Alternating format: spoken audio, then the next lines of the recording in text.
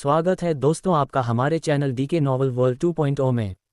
यहाँ आपको अपनी पसंद की हर कहानी मिलेगी, हर रोज एक नए अंदाज में एक नए सफ़र के साथ, जिसमें रोमांच के साथ साथ भरपूर मनोरंजन भी होगा। तो चलिए हमारे साथ कहानियों के ऐसे सफ़र में, जहाँ शब्द बोलते हैं और हम उन्हें आवाज़ देते हैं। 504 गरुड़ साम्राज्य का नियोजन। शौर्य और उसके साथी श्रावणी को दिए वचन के अनुसार उसके पिता आनंद नायक को बचाने के लिए गरुड़ साम्राज्य पहुंच चुके थे। यहाँ आते वक्त शौर्य ने अपना सफाई अभियान बाहर की तरफ से चलाया था। आते वक्त ही शौर्य ने बागी बने दरबारियों के परिवारों और उनसे संबंधित लोगों को मौत के घाट उतार दिया था। वहीं जब वो लोग महल में पहुंचे तो शौर्य ने बचे हुए लोगों को भी मौत के घाट उतार दिया था। एक तरह से देखा जाए तो शौर्य ने पूरे गरुड़ साम्राज्य के रीढ़ को ही तबाह कर दिया था। आसान भाषा ई कहे तो जिन्हें उसने मारा था उनके दम पर ही पूरा साम्राज्य टिका हुआ था। पर शौर्य को इस बात से कोई फर्क नहीं पड़ता था। शौर्य के ऐसे क्रूर तरीके से खुद श्रावणी और अधीरा भी हैरान थे, पर वो दोनों भी अच्छे से जानती थी कि इस वक्त अगर उन्होंने एक भी धोखेबाज को छोड़ दिया तो वो इस साम्राज्य के लिए किसी कैंसर से कम नहीं होगा। अंत में सिर्फ पुंडलिक, एक कुशाग्र आश्रम का बुजुर्ग और श्रीनन उस महल के अंदर जीवित बचे थे। जब इन तीनों लोगों ने अपने सामने खड़े लोगों की ताकत और उनके तरीकों को देखा तो तीनों के शरीर में डर के मारे कपकपी दौड़ गई। जब श्रीनन ने अपनी बहन के साथ आए इस संकट को समझा तो उसका दिल बेचैनी से भर गया। एक असीम डर की अनुभूति श्रीनन को हुई, लेकिन इतने पापड़ बेलने के बाद सिर्फ एक लड़के के हस्तक्षेप से श्रीनन डरने वालों में से नहीं था। उसके दिमाग में अचानक एक ख्याल आया और उसने श्रावणी को देखते हुए कहा, श्रावणी रुक जाओ। अगर तुम्हारे साथ आए इस लड़के ने एक कदम भी आगे बढ़ाया तो मैं सम्राट आनंद को सीधा अगले रास्ते पर भेज दूंगा। ऐसा कहकर उसने हाथों में पड़ी हुई एक तिलिस्मी कागज की ओर इशारा किया। उसके हाथ में कुछ है ये समझने में किसी को देर नहीं लगी। श्रीनन ने अपनी आध्यात्मिक ऊर्जा को उस चाबी के अंदर प्रवाहित किया। इसका परिणाम ये हुआ कि वो कागज का टुकड़ा किसी सारणी की तरह चमकने लगा। अगले ही पल उस कागज की सुरक्षा के साथ एक पारदर्शी चित्र सभी के सामने दिखाई दिया। उस चित्र में एक आदमी दिखाई दे रहा था, जिसका पूरा शरीर जख्मों से भरा हुआ था। उसके लंबे बाल उसके शरीर पर फैले हुए थे और दाढ़ी बढ़ी हुई दिखाई दे रही थी। वहीं उसकी आंखें हताशा और हार की भावना से भरी हुई थी। उस चित्र को देखते ही श्रावणी का खून खौल उठा। उसने किसी जख्मी शेरनी की तरह तेजी से श्रीनन की ओर झपट्टा मारा और चिल्लाई, नीच इंसान कहीं के, मेरे पिताश्री को मुक्त कर दो वरना मैं तुम्हारा खून पी जाऊंगी। तभी श्रीनन ने अपने हाथ को बंद किया और वो चित्र गायब हो गया। श्रावणी के हाथ हवा में ही झूल गए।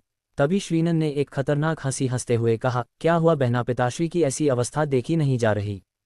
चिंता मत करो, अगर तुम मुझे वो राजमुद्रा मेरे हवाले कर देती हो तो मैं इस बुढ़े को जाने दूंगा। अब कोई और चालाकी किए बिना मुझे वो राजमुद्रा दे दो वरना तुम इस बुढ़े को अपने पूरे जन्म में ढूंढ नहीं पाओगी। श्रीनन की बात सुनकर श्रावणी का मन हताशा से भर गया। श्रावणी के बदले भावों को देखकर श्रीनन में और अधिक आत्मविश्वास भर गया और उसने सीना तानकर कहा, श्रावणी तुम कितनी भोली हो। इस वक्त भले तुम्हारे साथ ये शक्तिशाली लोग हैं, पर क्या उनकी मदद से तुम इस बुढ़े को ढूंढ पाओगी। ये इन लोगों के बस की बात नहीं है। अब तुम्हारे पास एक ही मार्ग है और वो है तुरंत मुझे वो राजमुद्रा दे दो ताकि हमारे पूर्वज मुझे नया सम्राट स्वीकार कर सके, वरना भूलो मत कि तुम्हारा पिता मेरे कब्जे में है। ये सुनकर श्रावणी ने अपनी मुठ्ठियां भींच ली और गुस्से से श्रीनन को देखने लगी। तभी श्रीनन की नज़र शौर्य पर पड़ी। शौर्य के चेहरे के भाव एकदम शिथिल थे, पर उसके अंदर से भी एक भयानक ऊर्जा का दबाव श्रीनन महसूस कर सकता था। पर इस वक्त उनके तोते की जान उसके हाथ में थी। उसने शौर्य को चिढ़ाने की सोची और कहा, क्या हुआ किन्न जैसे दिखने वाले, कहाँ गई तुम्हारी वो बहादुरी। जमीन निगल गई या आसमान खा गया। तेरे दम पर ये बेवकूफ़ लड़की इतना उछल रही थी, अब क्या हुआ। और ये तेरे कुत्ते बिल्ली की जोड़ी, इन्हें क्या हुआ, अब क्यों नहीं कुछ कर रहे। तुझे पता है तू मेरा कुछ नहीं बिगाड़ सकता, क्योंकि तुझे जब तक ये मूर्ख लड़की नहीं कहेगी तो मेरा कुछ नहीं बिगाड़ सकता। ऐसा कहकर श्रीनन हंसने लगा, पर इधर उसने जिसे नहीं जगाना था उसे जगा दिया था, क्योंकि शौर्य को कोई उसका अपमान करे ये बिल्कुल बर्दाश्त नहीं होता। क्या हुआ अगर श्रावणी के बाप की जान इस वक्त श्रीनन के हाथों में है। एक बुढ़े के मरने से संसार थोड़े ही डूब जाएगा, पर एक भैरों का अपमान करने से संसार तुम्हें जरूर डुबाएगा। यही विधि का विधान है। शौर्य का गुस्सा किसी बंधे बांध की तरह उसके शरीर से फूट पड़ा। शौर्य की हत्यारन आभा पूरे वातावरण में तांडव करने लगी। आसपास का आयाम दरारों से भर गया और श्रीनन को महसूस हुआ कि उसका शरीर अब हिलना डुलना बंद कर चुका है। तभी श्रीनन की नज़रों में लाल आंखें दिखाई दी और उसका गला सूख गया। तभी कुशाग्र आश्रम का बुजुर्ग और पुंडलिक ने सुरक्षात्मक मुद्रा में श्रीनन के आगे आकर खड़े होकर उसके ऊपर पद रहे हत्यारन आभा के प्रभाव को कमजोर करने की कोशिश की, पर इसका कोई फायदा नहीं हुआ। शौर्य ने अपना हाथ आगे किया और एक झटके से आयामी ताकत उस कुशाग्र आश्रम के बुजुर्ग और पुंडलिक के शरीर पर सक्रिय हो गई। आयामी शक्ति के असर से धीरे धीरे दोनों के शरीर लाल रक्त कणों में बदलने लगे। इधर इस नज़ारे को देखकर आखिर में श्रीनन का अभी तक रचा हुआ फसाद टूटकर बिखरने लगा और उसके हाथ पैर कांपने लगे।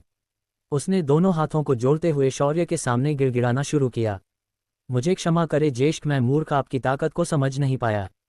कृपया मुझ पर दया करे। शौर्य ने श्रीनन को ऐसे माफ़ी मांगते देखकर उसका मजाक उड़ाते हुए कहा, तुम मुझसे क्यों क्षमा मांग रहे हो? मैं एक किन्न जैसा छोटा आदमी तुम्हारा क्या ही उखाड़ लेता। देखा, अब उखाड़ने के लिए कोई बचा ही नहीं। की बात नहीं, उन्हें आगे जाने से अकेलापन महसूस ना हो, इसीलिए तू ऐसा कर, तू भी उनके पीछे यहाँ से निकल। इस धरती को तुम्हारी कोई आवश्यकता नहीं है। इतना कहने के बाद शौर्य ने श्रीनन के सिर पर हाथ रखा और उसकी सारी स्मृतियां को कॉपी कर लिया। इसके जरिए शौर्य को श्रावणी के पिता का ठिकाना मिल गया। शौर्य ने तुरंत समस्या को भांप लिया। इस वक्त आनंद नायक एक भयानक संकट से गुजर रहे थे।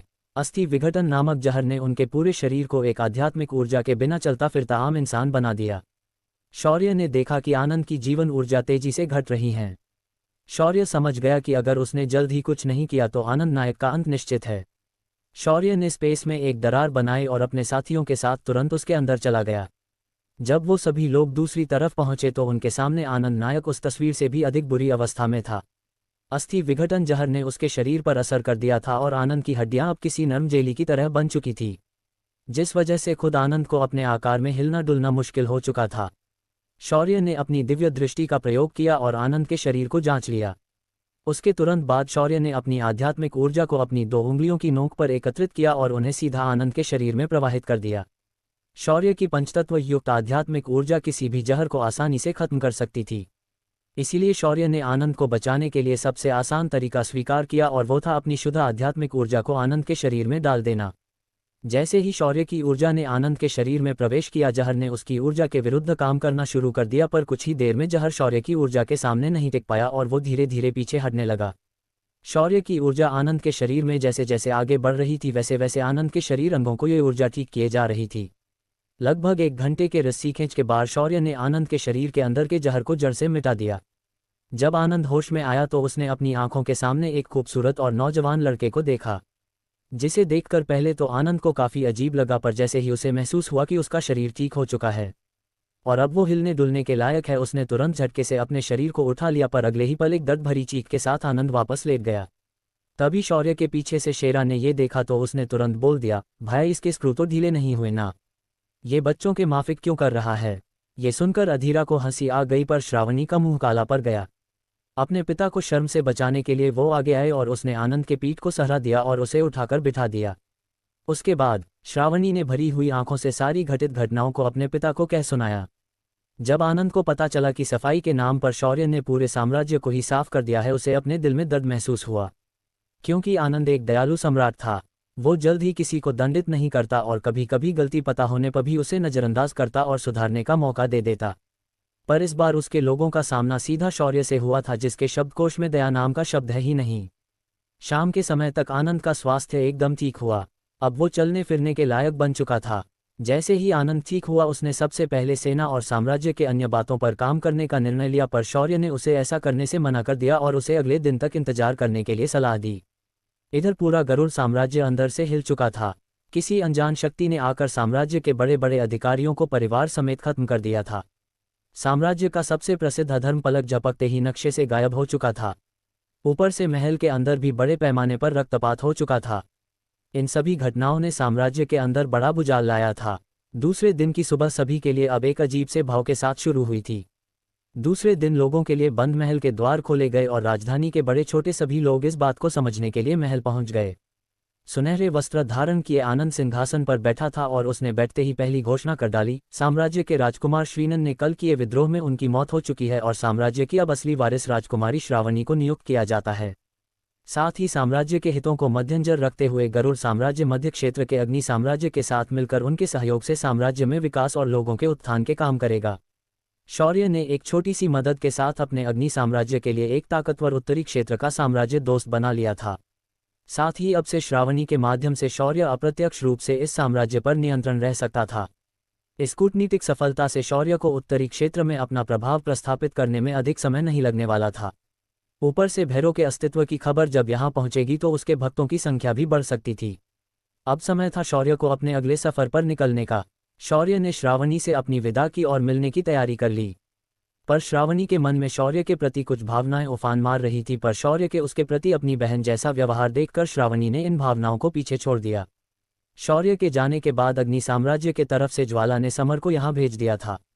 आज का समर अब पहले से अधिक अनुभवी और ताकतवर लग रहा था। अब समर सेनापति समर नहीं बल्कि समर प्रताप बन चुका था। ये उपाधि उसे उसके सैनिकों ने दी थी। समर ने आते ही गरुड़ साम्राज्य के सेना के साथ गठबंधन बनाया और नए सेनापति के चुनाव में मदद की। साथ ही साम्राज्य में नए मंत्रियों और दरबारियों की नियुक्ति में भी सहायता की। साथ ही प्रशासनिक कामों के लिए नए संविधान को गठित करने में भी उसने मदद की। इस दौरान राजकुमारी श्रावणी और समर की नज़दीकियां काफ़ी बढ़ी, पर तलवार के प्यार में पागल समर इसे जल्दी समझ नहीं पा रहा था।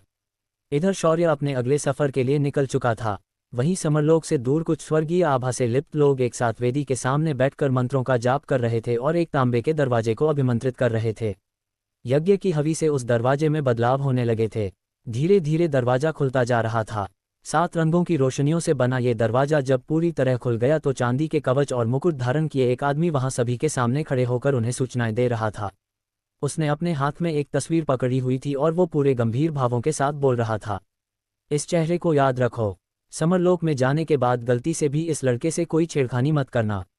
समरलोक कोई ऐसी जगह नहीं है जहां तुम अपनी मर्जी से कुछ भी कर सको। हम वहां सिर्फ दानवों के आगमन को रोकने के लिए जा रहे हैं और इसमें वहां रहने वाले लोगों को हमें मदद करनी है। याद रहे, अभी अभी मिली सूचनाओं के अनुसार नए शूर भैरव ने अपना पद ग्रहण किया है। भगवान भैरव के इस वारिस से सलीका बनाए रखना और उनका अपमान करने की गलती मत करना। इन 2 बातों को अच्छे से याद रखना, वरना खुद स्वर्ग भी तुम्हें सहायता नहीं कर पाएगा। मैं 4000 साल पहले हुई उस घटना को दोहराना नहीं चाहता। इतना कहकर उस आदमी ने सभी को आगे बढ़ाने की सलाह दे दी। वहां उपस्थित लोगों के जाने के बाद उस आदमी ने एक गहरी सांस ली और बड़बड़ाया, हे प्रभु महादेव, हमारी रक्षा करना। इस बार भी हमारा सामना उस संकट से ना हो, इसका ध्यान रखना। मैं नहीं चाहता कि स्वर्ग एक और बार उस दौर से गुजरे। ये देवराज इंद्र था और वो इस वक्त विराज की तस्वीर दिखाकर अपने लोगों को आगाह कर रहा था। पर उस बेचारे को क्या पता कि अपने असली रूप में शौर्य उस विराज से भी अधिक खतरनाक है। इससे एक बात तो सिद्ध होती है कि स्वर्ग के द्वार खुल चुके हैं और स्वर्ग के देवता अब समरलोक में आ रहे हैं। अब उनके आने के बाद समरलोक में क्या कुछ बदलेगा और क्या नहीं, इसकी जानकारी के लिए बने रहिए मेरे साथ सिर्फ डीके नॉवल वर्ल्ड 2.0 पर।